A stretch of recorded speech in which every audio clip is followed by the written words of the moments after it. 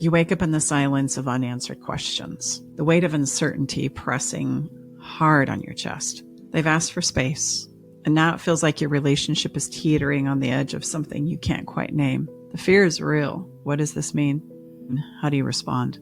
And the one question that lingers most, what the hell do I do now? Welcome to Love Shack Live, a podcast where we tackle the messy, beautiful, and complicated realities of love. If you're standing at a crossroads in your relationship feeling like you've tried everything and still long for a genuine, lasting connection, you're in the right place. I'm your host, Stacey Bartley, a relationship mentor joined by my co-host and lover, Tom, and our daughter, Brooke. Together, we've walked with thousands of couples through their toughest moments, guiding them to rediscover their strength and rebuild their connection. In today's rebroadcast, we're revisiting one of the most popular and powerful episodes, When Your Partner Asks for Space, Your Questions Answered. This conversation struck a chord with so many listeners because it dives straight into one of the hardest truths about relationships, that space doesn't have to be the end. In fact, it can be an invitation to transform both yourself and your relationship in ways you've never imagined in this moment. What if this space isn't about them pulling away, but about you finding your footing? What if, instead of spiraling into fear, you could use this time to create clarity, calm, and even hope? In this episode, we're answering the big questions you've been asking. Why does space feel so painful? How do you navigate it without losing yourself or your relationship? And most importantly, how do you use this time to grow rather than crumble under the weight of uncertainty? Whether you've heard this episode before or are listening for the first time, stay with me here, because together we're going to unpack what it means to turn a moment of fear into a powerful opportunity for growth. So let's dive in.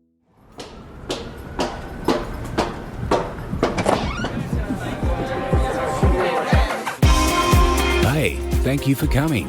Welcome to the Love Shack.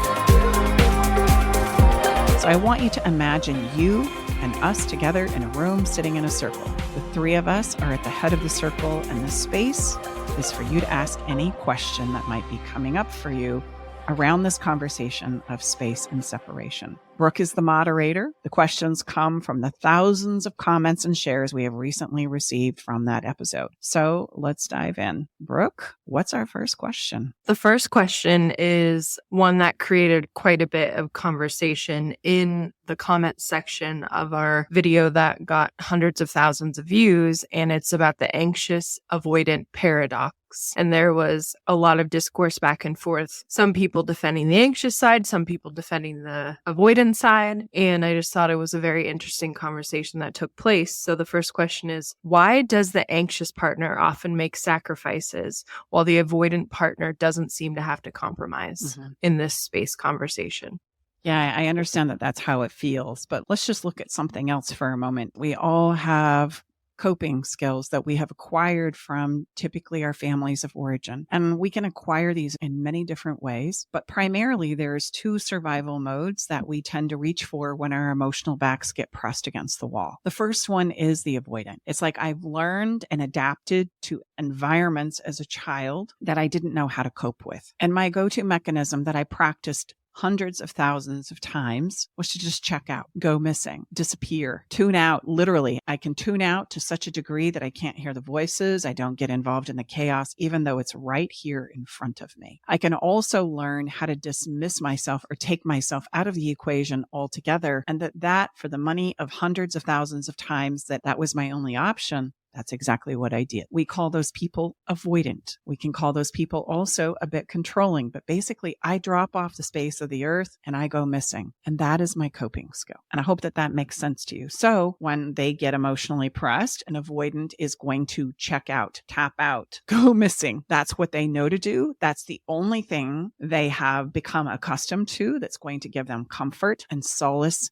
and the safety and protection that they're seeking because they don't know what else to do. The anxious, on the other side, an anxious type that is in survival mode typically comes from a family of origin where they're trying to please. They're trying to anticipate the needs of the people that they need to please in order to be safe. So I might try and please my parents. I might try and please a sibling who is maybe overtly dominant. I might try and please my lovers And in that, I'm trying to anticipate what they need, which causes me to spin up. And my belief and my coping mechanism is that if I can just make them happy, if I can just give them what they want, then all of this is going to be okay. And so an anxious is very resourceful.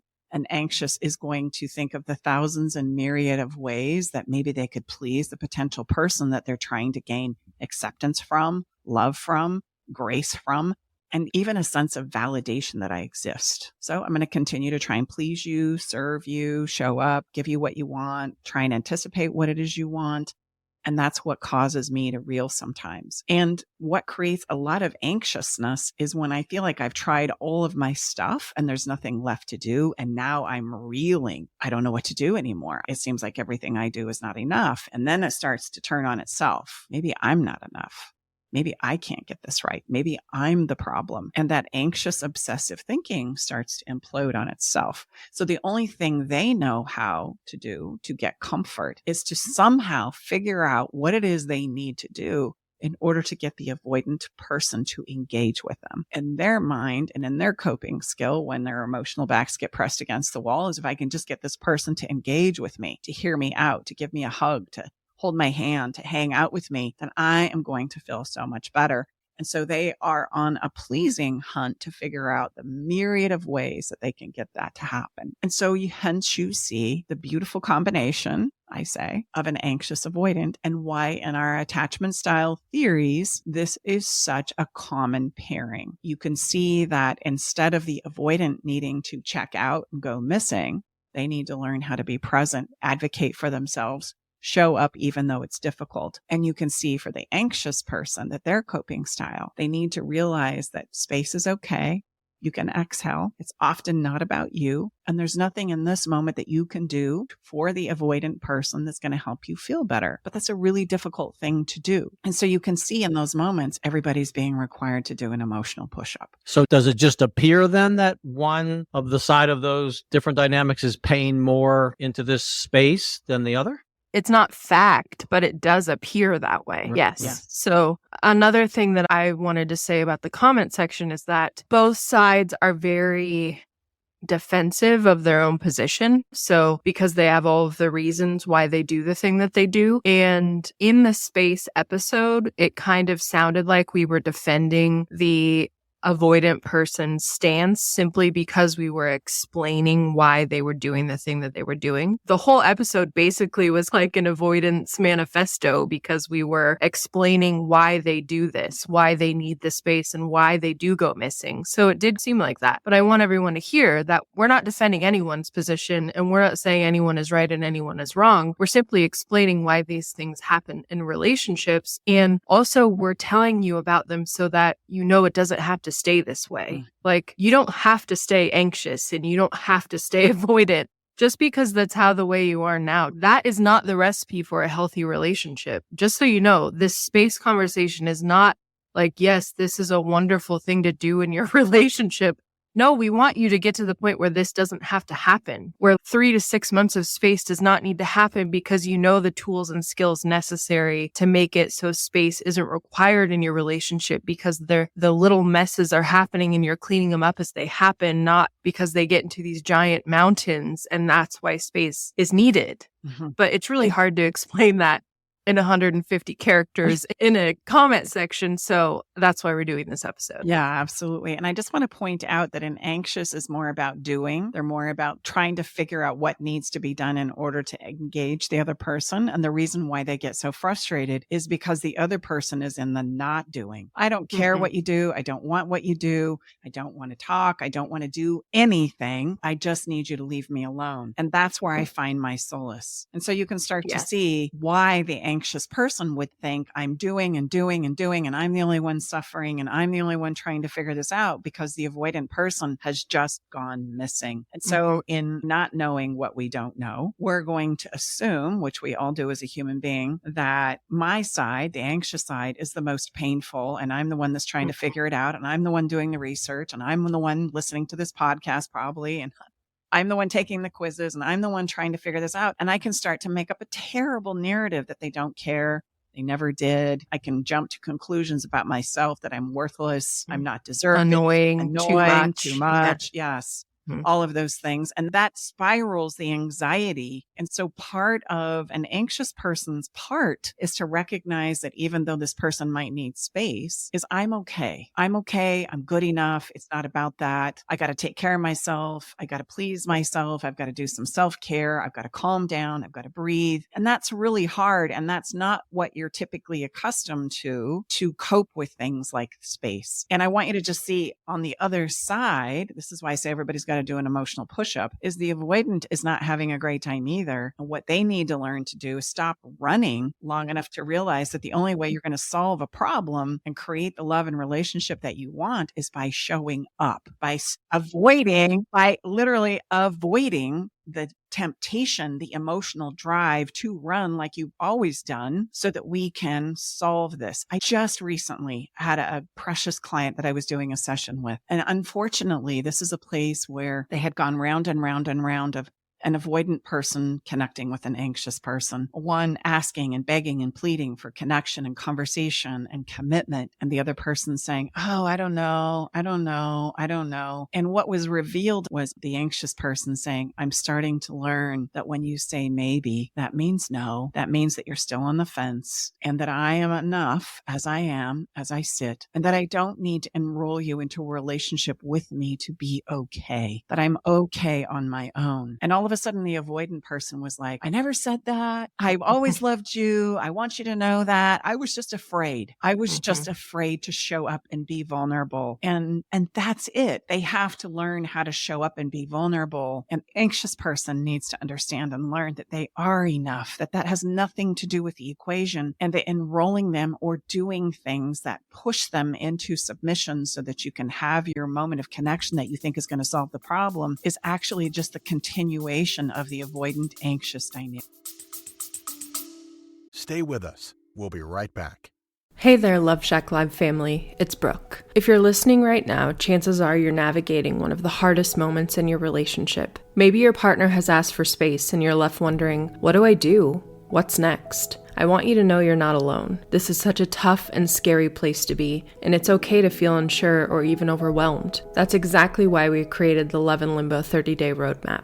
This isn't just another program. It's a sacred, supportive experience designed for those moments when everything feels uncertain. Whether you're trying to make sense of your partner's need for space, navigating your own emotions, or just searching for clarity about what's next, this roadmap is here to guide you. And here's some good news. Our next round begins on January 5th, 2025. To make it even more special for you, our amazing podcast listeners, we're offering an exclusive 15% discount off of all of our programs. Just use code LOVESHACK15 at checkout. This is our way of saying we see you, we value you, and we're here to support you. So don't wait. Head to loveandlimboroadmap.com, use your code, and take that first step towards finding peace, clarity, and connection, whether it's within yourself or your relationship. You're not alone in this journey. We're here to walk it with you every step of the way. Let's do this together.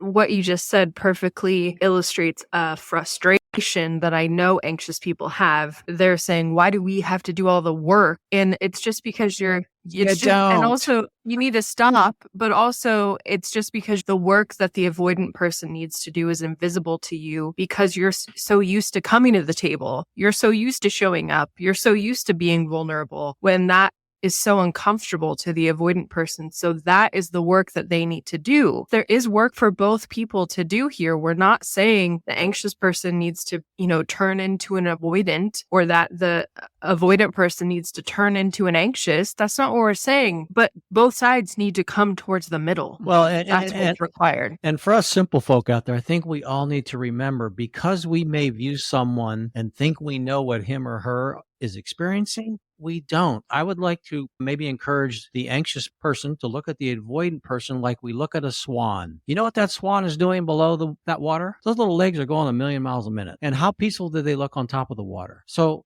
we don't know. And I get it. I'm not dismissing the frustration, but I'm a doer. But we can't measure everyone else by the lens of which we live life. label or otherwise. And I just want to say to the anxious person in the equation, I want you to know that your role is necessary and the role that you've played in this relationship matters, because when we have an anxious avoidant type, the anxious person is usually the one that's extracting all of the information out of the avoidant person to make the relationship go. Work in the first place. Yes. Yes. And you've exhausted yourself. And I also want that to be said here, that you play a role in keeping the relationship moving, and everybody needs to learn, the anxious specifically, that you don't have to work so hard. It would be like me dragging somebody that I love to the gym and saying, okay, here's the deal. I know all the things to do and I know exactly what you're up to and what you're needing to do for yourself. And here's the thing. You just watch me work out and do all the work and everything that's necessary, and you are going to feel so much better. You're going to get healthy. You're going to get strong. Why? Because I'm going to carry you to the promised land. And what we don't realize is you're doing the emotional effort, the emotional work of the entire relationship. And as long as you keep doing that, then you're literally not having the partner who's got to get better at this do their part. And so that dynamic is constantly going to play out in cycles. So you've got to quit solving the problem. You've got to ask the avoidant what it is they need and have them do the work. And I see this in my couple sessions all the time, where even the anxious will speak for the avoidant person, give the avoidant person answers, not allow them the struggle to even be able to translate their own thoughts, feelings, and emotions into a language that they can understand. And you have to understand, when you're doing that, there are things that you're coming to as far as conclusions go that the avoidant just feels more and more and more misunderstood, because you're speaking for them. You're solving things for them. And all they're thinking in their inability to speak up or their unwillingness to speak up is, yeah, you don't got it right. You're still missing the mark. I'm still feeling unheard, invalidated, dismissed. I'm still feeling like you're pushy, controlling, crazy. So I don't know what else to do but to dismiss myself here in my avoidant ability to cope, without realizing, no. What they need to do is advocate. Look, this doesn't work for me. Please let me talk. But they're terrified to do that. That's why you fooled around and fell in love with each other in the first place. On the front side of this relationship, the anxious goes, oh my gosh, somebody that just lets me love them and please them and is there for them. They just accept me. It's just so wonderful. And the avoidant is like, oh, finally, somebody who'll take the reins and, I speak for me and solve my problems. And I just have to love them. Like, this is great. Only to find ourselves in this place where no longer is it serving as it ramps up. The avoidant gets more avoidant and the anxious starts spinning, and the doing and the pleasing and the getting it right. And then everybody gets exhausted and this need for space emerges. And would it be fair to say that what you just described is truly going to help change the situation would be some skills and practice? Well, absolutely. And you can see sometimes we take these things exceptionally personal, because I feel like you're doing this to me. I feel like you don't care as much as me. I feel like I'm the only one that's suffering. And just talk to either person on their side of the fence, anxious or avoidant, and everybody is feeling very much the same way. We all have if they loved me, they would, fill in the blank. They would do this. They would understand. They would know better, blah, blah, blah. What ends up happening here is there's no conversation that's happening about where everybody is, and everybody's making up their own narratives about this. And then they're stacking on that and building on that, which is going to engage any couple in what I call the race to the bottom. Last thing I want to say, and then we need to move to the next question, is that most people are like, well, why is this happening? Why are we at this point where my partner needs space? Why can't they just tell me they love me? And it's like, well, you built your relationship on a shaky foundation, but not because either of you were bad, because you didn't know better. Yep. You didn't have the tools and skills you needed. So this space is allowing you to regroup and rebuild the foundation to be stronger and get the tools and skills you need. But it's not a reflection that you guys suck, or that, this relationship sucks, or that one of you is terrible. It's you just didn't know what you didn't know. And that's, again, something that's very hard to convey in the comments. So I'm glad we're having this conversation. I want you to see it as a sign or a beacon that says this relationship needs to transform, because it's no longer serving the two incredible people in it. And if you're going to assume anything, assume that you both care, because this wouldn't be so painful if you both didn't care. Right. And that what's playing out here is that you're both coping, and you're coping in a way that you only know. And that makes sense to the person person who's coping in it, it doesn't make any sense to the people who are trying to understand something outside of themselves. I hope that gives you comfort, because we don't understand what's happening with another human being unless they have the capacity to share it with us. Anything else that we're doing in those assumptions is just that. We're making up a narrative that we believe wholeheartedly is true. And then we stack and build on that. And then we behave and act as though that narrative that's probably completely off base is true. And you can start to see where we start behaving and allowing ourselves to behave in ways that are so out of character for us. That's what ends up destroying my own sense of self, as well as the relationship I'm so trying to desperately save. And so if the person isn't able to share it with you and you're inserting all of the blank spaces, well, then you probably don't have the correct story. And would you say that's the exact reason why I hear so many times on clarity calls, people say, Tom, I'm turning into a person that I don't even like. Yes. And I've been that person I don't even like, All three of us have. Yeah. And so that's how we get there, just to eliminate the mystery of it. So just to recap, that was a very long-winded answer. Recap though, avoidant and an anxious style naturally attract very nicely because you're offsetting things that I know I'm not very good at or that I'm uncomfortable with on both sides. The avoidant provides this calm, seemingly stable presence that an anxious so loves, right? They spin much slower than an anxious does, and it just feels so solid and so validating. And an anxious is so busy pleasing and doing and solving the problems of life that it allows the avoidant to just kind of hang out and cheer the other person on until they start speaking for me and doing for me. And then I start to feel dismissed and invalidated, and the anxious person starts to spin up. And when they stop getting the validation that they need, they feel like they need to do more, solve more, figure it out. So they start to spin up as the avoidant person starts to spin down. It's not right. It's not wrong. It's not good. It's not bad. It's just simply two ways of coping with the emotional, shall we say, storms of life. And we come by them rightly, meaning I have developed these very early on in my childhood. And so we can't deem them right or wrong. We can't judge them or compare them. We can, but it's not going to take us anywhere. We're both going to get very frustrated and it doesn't take us anywhere good. What needs to happen is for us to realize that we are dynamic. We are, and we can change and we can grow and we can understand and we can create many, many things. And in this moment, we need to create the ability to show up better for ourselves and for each other. So that's the beacon that I want you to see when somebody says, I need space. It's the call to transform together as a couple, to co-create in ways that are going to ask me to grow and they're going to ask my partner to grow. And if we want to go forward, there is no other option here. If I defend my space thinking it's your problem and you've got to be the one to change, not going to work. And if I blame myself and beat myself up, it's not going to work. And if I think that I'm justified in continuing, it's not going to work. So we've got to be able to both be willing to learn new skills, understand, grow, be self-reflective, take responsibility for the fact there's no guilt in it. There should be no shame in being anxious or avoidant.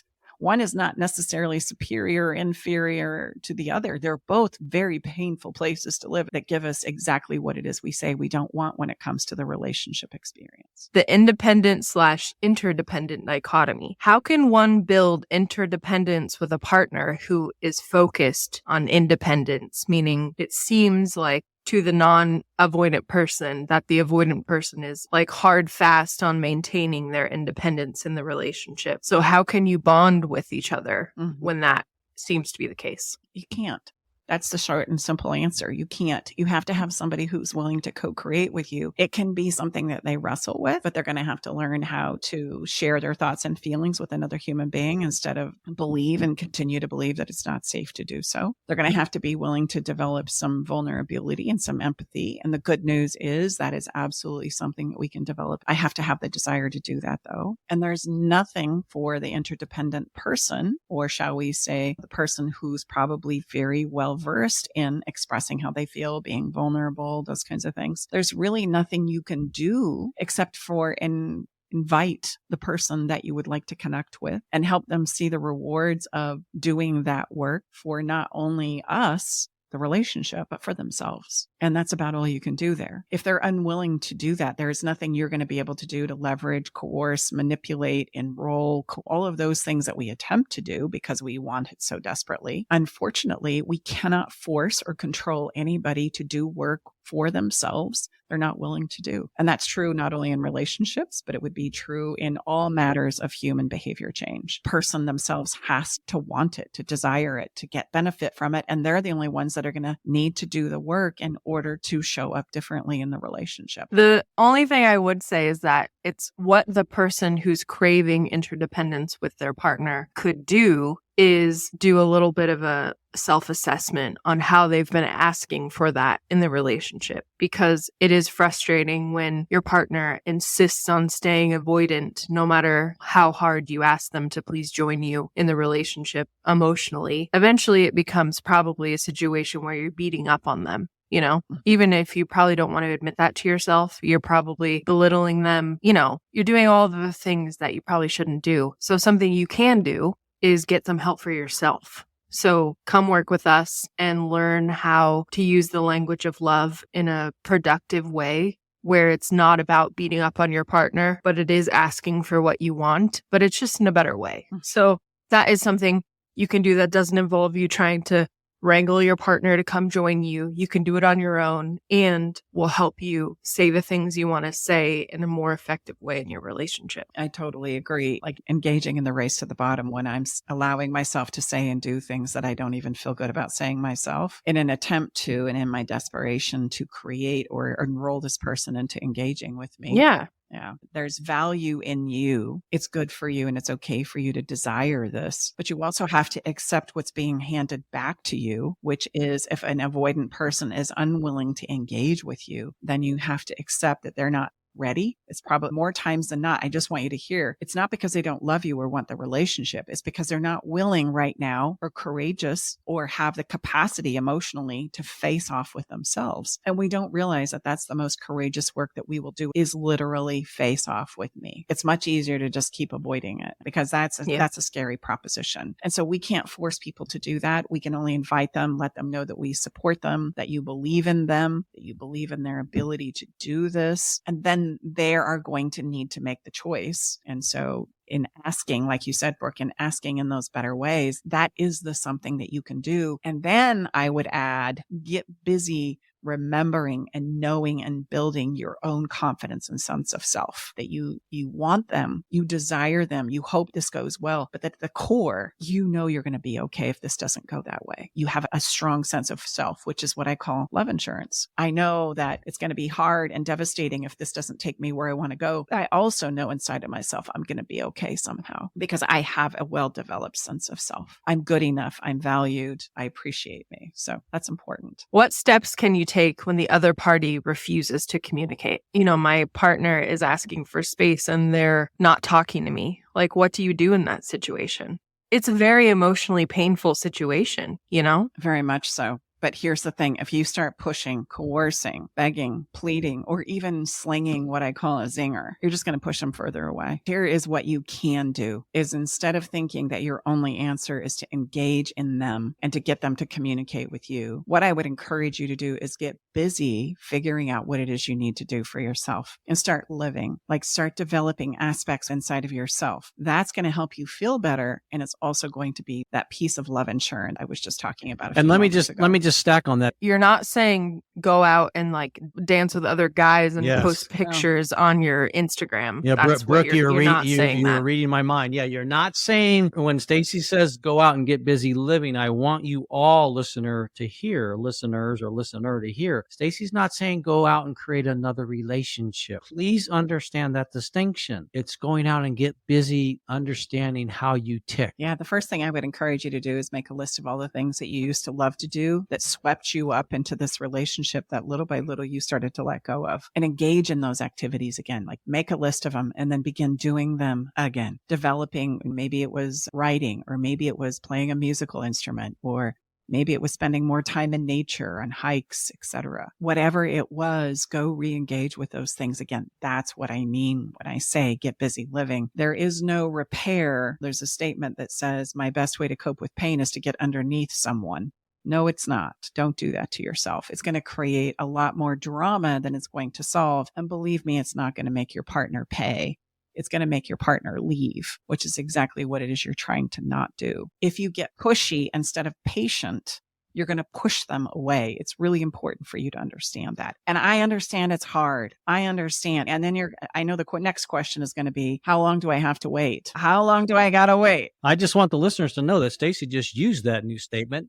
She said, Tom, don't get pushy, get patient. Because I was getting a little pushy before we hit the record button here. So she said, oh, I like that. I want to use that. I'm going to use that. Don't get pushy, get patient. And patience is hard to develop. Yes, and you is. develop patience by doing it. Spoiler alert for the next couple of questions. We're not suggesting that you simply sit there like a good little perfect girl and wait forever. Yeah. Or boy. We're not. Or boy. Yeah, girl or boy, wait perfectly forever. Yeah. By the way, that's not the answer, because some people are like, well, that seems like what you're saying. No, we're not saying that. It's literally a place where you go about doing the things that you used to do before you acquired or got yourself into this co-creation called a relationship. And you're a human being, and this would be the best thing for a human to do. Living together in solitude. How do you navigate a living situation? Like when you're taking space from your partner, but you live in the same house. How do you navigate that? So I find that it's helpful, and this would be true even if somebody was living outside of the house. Initially, there's going to be what I call a cooling off period. It's a place where, okay, somebody's dropped this announcement that I need space and I need separation. And there's going to be a cooling off period where everybody just needs to reassemble to this new norm. One person wants, one person doesn't want. And there's that cooling off period. And I want you to understand that's really important because it's going to be in the pause that you get to get clarity with your thoughts and feelings. And then what needs to happen is we need to come back to the table and we need to come up with an agreement and some clarity around the things that we need to get busy understanding and doing around our relationship. We need to create an agreement with that. So like, when are we going to date? Are we going to talk? How often? Do we need to improve our communication? What's our sex life like? How do we handle all the myriad of bills and tasks of day-to-day life? And it gives you a tremendous amount of ease if you create what I call a separation agreement, because this agreement gives us a roadmap in regards to where it is we need to go as a couple to eventually see if we're making progress or not.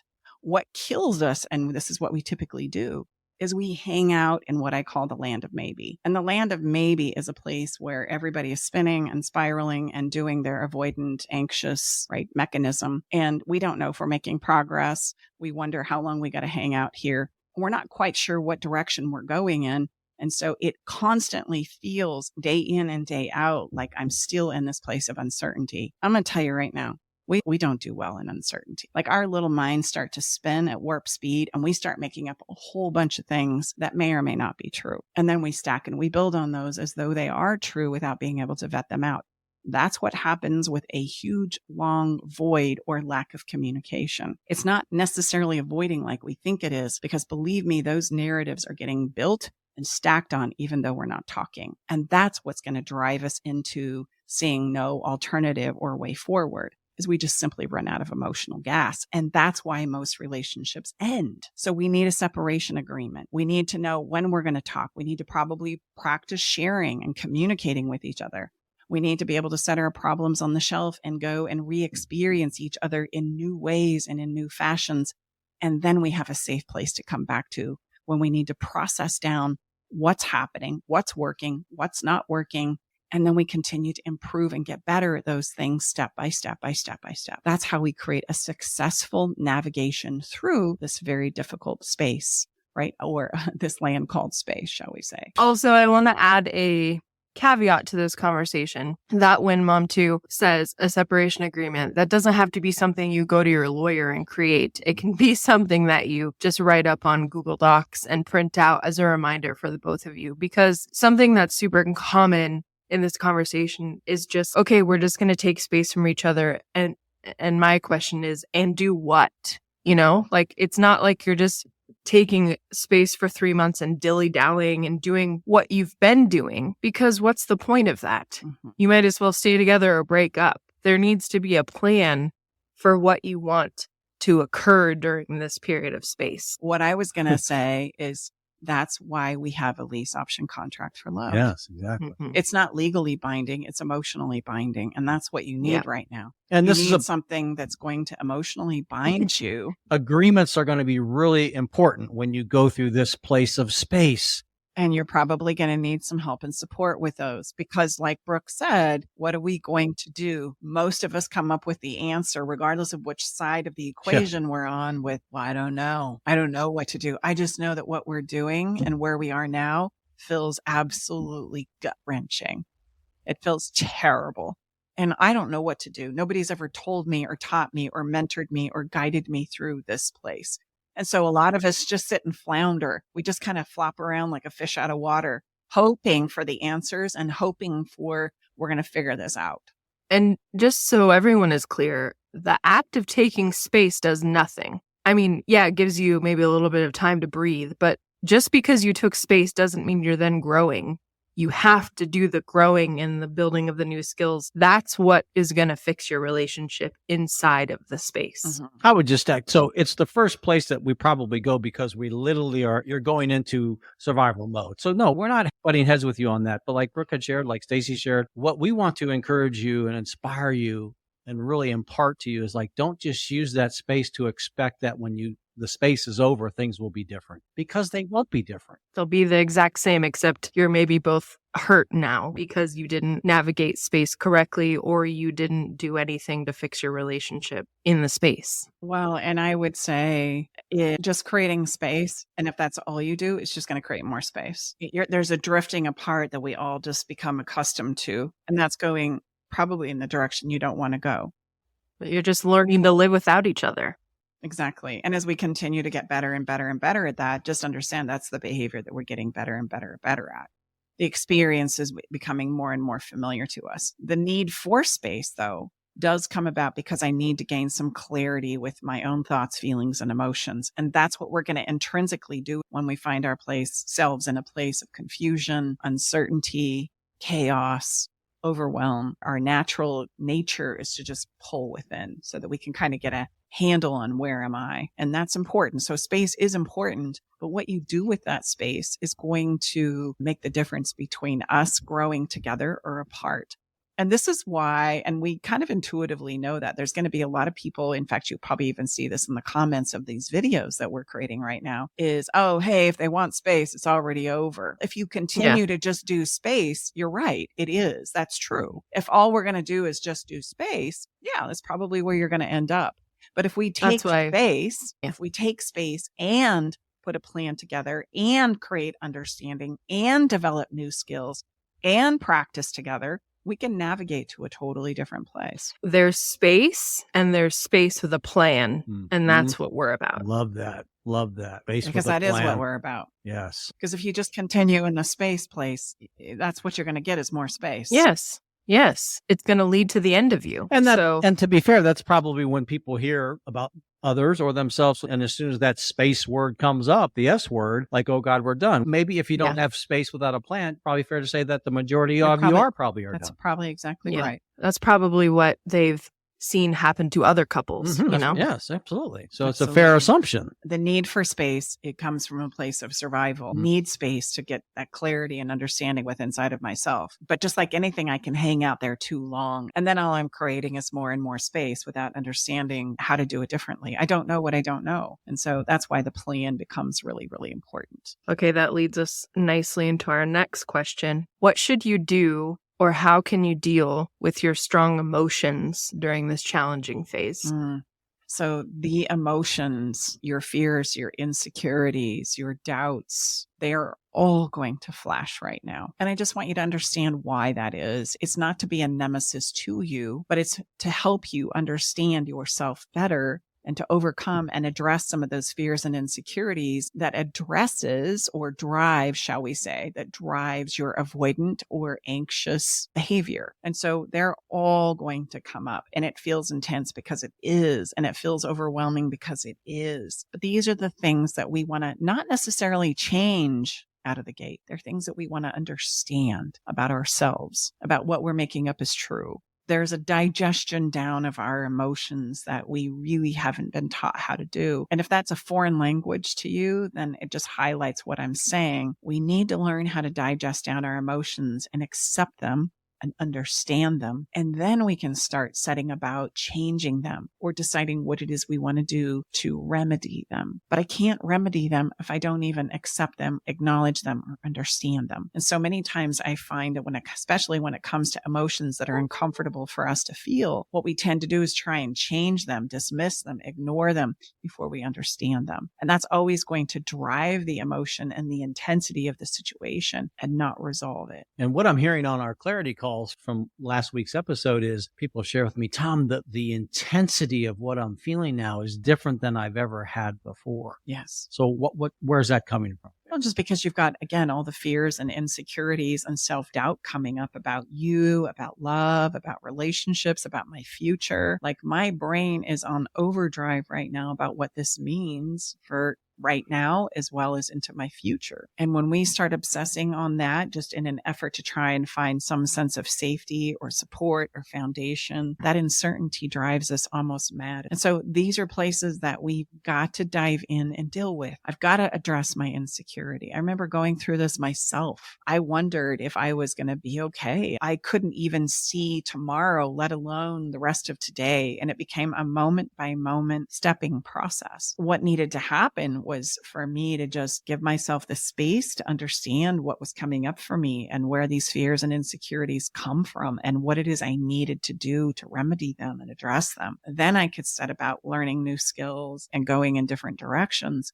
But to just dismiss them or to try and change them before I had those pieces, it causes me to be stuck. Actually, it causes me to get deeper in the inertia because now I'm trying to bury, avoid, dismiss, pretend, live an illusion, and that's not going to help me go forward at all. And yet that's what we'll probably tend to do as a human being before we finally get into such enough pain that I wave the white flag and go, okay, I'll do whatever I got to do. I'm to that point. So just know that this is principled. The pain emotionally will continue to increase to such a degree that I'm going to be willing to finally turn and do that facing off or that evaluation inside of myself. And the pain will take it to whatever degree it needs to in order to get my attention. So what happens in these places where somebody says, I need space, is this is the moment where the pain is like off the chart in an effort to try and get our attention. Because let's be honest, there were probably signs and symptoms of this not being okay for a long period of time. And in our attempt to not address it or kick the can down the road or think because we were married, you were always going to be there for me, it caused me to dismiss them. And if you're being surprised right now, then I would suggest to you to just contemplate on the idea that you were so busy doing what you were doing that you had no idea about what was really going on in your life.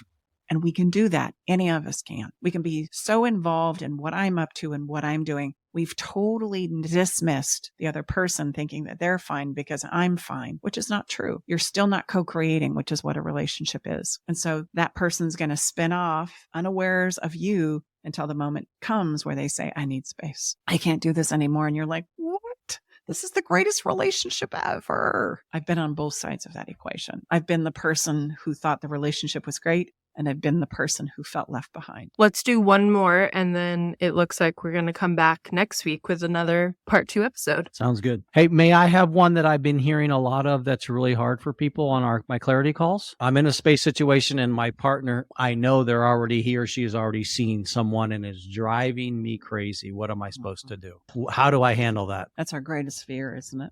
Oh my gosh. Yes. So what's up with that? Mrs. Bartley, the relationship expert. Yep. So the reason why they're reaching out to other people is because it's a coping. Finding somebody else who's going to tell them all the things that they need to hear is reassuring and validating. It's kind of taking, if you think about it as a measure of being love starved, right? Let's look at it as like not having my cup filled emotionally, which we're not very good at knowing how to fill that emotional cup, let alone teaching somebody how to fill it with me. We're not good at that. So you start to kind of see the setup in the whole outplay of these things. I don't feel like I'm getting it from the relationship that I've been in. I get to a place where I'm exhausted and frustrated. So I say I need space. And then I want to run to somebody who I just happened to bump into or who has been on the sidelines telling me how beautiful or handsome or strong or smart or intelligent or capable I am. And we are very susceptible to those things when I've been in a position where I have been in a love-starved situation, i.e. meaning my emotional needs haven't been met for a long time. Now, that doesn't mean my partner is necessarily doing it wrong. What it means is I am terrible, horrible at, number one, disclosing what that is, and B, knowing how to teach them to do it for me. It's something that we typically think that because we were once in love and things were great, you should just know how to do for me. And I'm here to tell you that is a bunch of BS. It is a thing that you make up in your head that is absolutely not true. And then we ride off into another situation thinking, oh, this person knows how to love me. This person's going to get it right. This person makes me feel good. Yeah, for the moment, but just wait until everybody's shit starts coming up and you're going to find a totally different scenario. Well, you're going to find yourself back into the situation you left from because nothing's changed. Well, yeah, and I just would say so, but the person that's watching their partner, their husband, their wife goes, and they know that, I'm hearing just unbelievable pain with people that are on the other side of that. What can they do to lessen their unbelievable unrest, emotional unrest? The unfortunate thing is they have to start to let go because there is nothing they can do at this point in time to beg, plead, pressure, coerce, right? They're just going to be bleeding out on the ground. And so I would say they didn't do anything wrong. So realize you did nothing wrong for this to happen.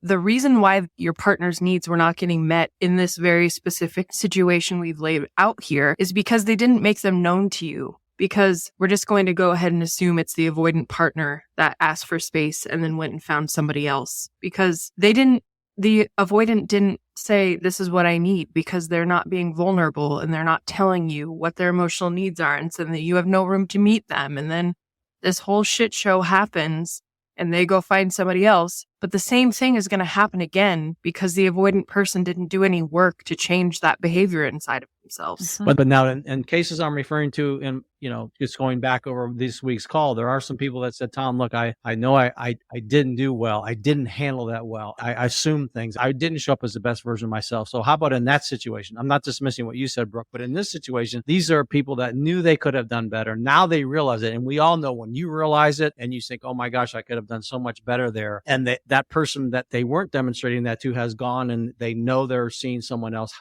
They're having the regret now. Unbelievable regret. That's the person I'm speaking to in this particular. What can they do to bring some repose to them? What would you suggest? Same thing. They've got to let go. Okay. And they need to recognize and realize that that's really good news that they're seeing. That sounds terrible to say right now, but it really is because of how we learn as we learn in the contrast of what works and what doesn't work. And now you're starting to see what didn't work in this relationship. And you know what? Yes, you might have to let go of this one, but that doesn't mean you need to stop. That means that if you want love, like you want all the other things in your life, then you go again when you're ready. And that means that the pain that you feel from this experience and that regret will serve you because you'll be more mindful to not do it again in the future. Okay. And so as it is, we are all learning and getting better at love and relationships here. I just want you to see that. Brooke, you're right. It's not that it's somebody's fault. It's that we don't know what we don't know. And how were you to know if somebody wasn't disclosing or teaching it to you? And yes, there's probably going to be a part and piece on your side too, because I've never seen a couple that are going through a situation like this where there wasn't an opportunity for everybody to get better at being who they have the capacity to be. And also to the people who are in pain because they're regretful that they didn't do the right thing or they're beating themselves up. The next thing you have to do after letting go is what's part of it is to forgive yourself, because carrying around that I've done really stupid things in relationships, so have my parents, and you can't just beat yourself up about that forever. There's nothing good comes from that. Geez, I'm very passionate about this if you can't tell. What the thing you need to do is forgive yourself so that you can then learn from it and become better. And that's really what I always go back to and encourage our person I'm speaking to is, look, at the end of the day, we all make messes, and what you can use from this experience is to just commit to being the very best version of yourself going forward. Because at the end of the day, really, that's all any of us can do anyway. Again, and I am not dismissing the pain, but interestingly enough, we can either use it for a place of transformation or a place for further degradation. It's really entirely up to us how we want to play the card. But at the end of the day, if that's what you're going to commit to doing, then you know that, yes, I've made some mistakes. I could have handled that way, way better, but I'm committed to doing that now. And guess what? The track record will be your continued new behavior in doing so. That will be your new track record. That will be your new legacy. Yeah. That's it. And that's the opportunity. And sometimes it takes a moment for us to, I've seen lots of couples come back around to each other after they've had a chance to grow and transform. And I've also seen couples navigate through this very difficult space and come back better and stronger. And so we've all got to set about doing what I can do inside of myself. When you think about it, when we're in coping emotionally with our backs against the wall, doing the avoidant side or the anxious side, what I want you to see and understand is that what's really lacking is a relationship with myself. It's that sense of self that I then can use to navigate myself through the inevitable ups and downs of love. And there's nothing that's going to ask you to grow like love will. We will do things and take ourselves places because of the love and relationships that we are attempting to co-create that we would never do on our own. In fact, those emotions don't even come up to grow, to transform, to understand and digest. We need to view this as difficult as it is and as an opportunity to become more of who you have the capacity to be. And there's no success without some pain. And then I didn't make up those rules. We need to take it up with whoever is responsible for this place that we live called Earth, but I'm just telling you how it works. And as Tom said, we can either choose it to use this information and these experiences to make us better and to remember. And there's nothing like pain to be our teacher, because we'll remember those long into the future. We'll understand things and remember things that we need to hold on to as we go into the future to improve who it is we have the capacity to be, or we can use that same pain to kick our asses for a lifetime. And I hope you understand which one we're advocating for you if by chance you're finding yourself in this space right now, because it has the power to do both. If you're feeling the weight of uncertainty right now and you're ready to stop spinning, I want to personally invite you to join us for the Love in Limbo 30-day roadmap. Our next session begins January 5th, 2025, and it's designed to guide you through this critical time with clarity, confidence, and community. Now, let me tell you, this is not about a quick fix or empty promises. It's about rediscovering you, learning the tools of your relationship that have been missing, and then create a foundation for growth, whether together or apart. Imagine waking up 1 month from now feeling clearer, stronger, and more grounded in yourself. That's what the roadmap is here to help you achieve. Enrollment is now open, and we'd love to have you join us. And so if you're ready, I invite you to head over to loveandlimboroadmap.com to learn more and secure your spot. Don't wait. This is your chance to take control of your story and create the path forward you deserve.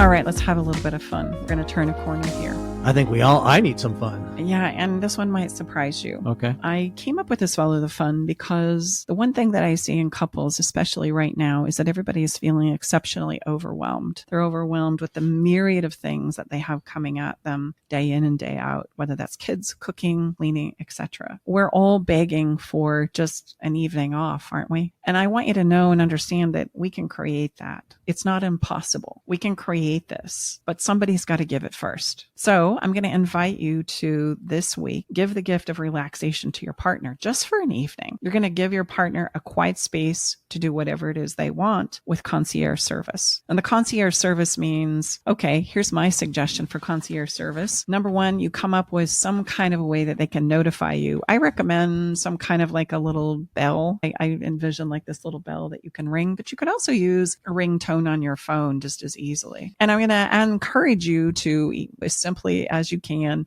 write out a menu of services that might look a lot like this. Number one ring is for my favorite beverage. 2 rings is for dinner with ice cream. 3 rings is maybe for my robe and my slippers. And 4 rings is for a back rub. And so this person that you love is given a quiet space. You're going to take care of the kids and the events of the evening while you give them the space to just be by themselves, relax. And they have this opportunity of this menu that they can count on you, that when they ring it, you'll you'll bring the items with the number of rings that have been rung. Now, I can already hear in your mind, oh, I would like that done for me. I don't want to do that for them. Here's the thing I want you to know. Number one, you're going to get a lot of pop out of this. Number one, if you give this to your partner, the next time you ask for something, they're going to be all over it. There's this little thing called reciprocity as human beings. But number two, it gives you the opportunity to ask for your turn. I gave it to you. When can we plan this? And you can give it back to me. That would be incredible. And do you realize that as a couple in our co-creation, we could schedule that each of us get an evening off a month or a week, and then we can refuel and stay off the overwhelm, and we can support and help each other to do that. And we can have a little bit of fun by doing it. So instead of resist the idea thinking that you're the one that's more overwhelmed or overworked, I'm sure that's true. But if I give first and give fast, we can both, you two, start getting the space and the repose that we need. It's just an evening. It's not forever. It's just an evening. So have a little bit of fun with this. And you can add to the menu anything that you know already that your special someone enjoys. Just give it the special number of rings and then be prepared to give them an evening off and ask for your turn as well. The song that I've chosen for this week's episode is, I have to give a shout out to Chad. He selected the song and sent it to Tom and suggested that maybe we use it as a featured song for an episode. And I couldn't have come up with one better. So thank you so much, Chad, for sending this, one of our wonderful listeners. Nice work, Chad. Today's song is by Ben Platt. His song is Grow As We Go. And the lyrics to this highlight exactly what it is we've been talking about today. When the song says, you say there's so much I don't know, you need to go and find yourself. The day is that you need to be alone. They say that growing only happens on your own. They don't know you and me. I don't think you have to leave if change is what you need. You can change right next to me. You can ebb and I will flow, and we will take it slow. And that is exactly what's available to you. If by chance you're in a place of space and you can put together some agreements and some places where we need to grow and get better as human beings so that we can co-create better together. And the song highlights this beautifully, so I encourage you to check it out on the Spotify playlist, Love Shack Live playlist. You can also check it out on our website at staceybartley.com. And the video with it is really cool too. I mean, it really, the answers are spectacular. That's it for this week's episode. And if by chance you've heard something that has been helpful to you and that you want to send along to somebody that you love and care about, please share this podcast and information. We're doing everything we know how to do to get this information out in the world. And before we wrap up, remember this: space doesn't have to mean the end. It can be a new beginning, something profound, both for you and your relationship. Thank you so much for joining us here in the Love Shack. We look forward to seeing you next time. All right, it's time to leave the Love Shack. But before we part ways, we want you to know our door is always open and we'll leave the porch light on, ready to welcome you back whenever you need a dose of relationship wisdom. For more resources and tools, visit us at loveshacklive.com to dive deeper into the topics we've explored and find additional support for your relationship journey. Stay connected by subscribing to our podcast. Thank you for being part of our Love Shack Live community.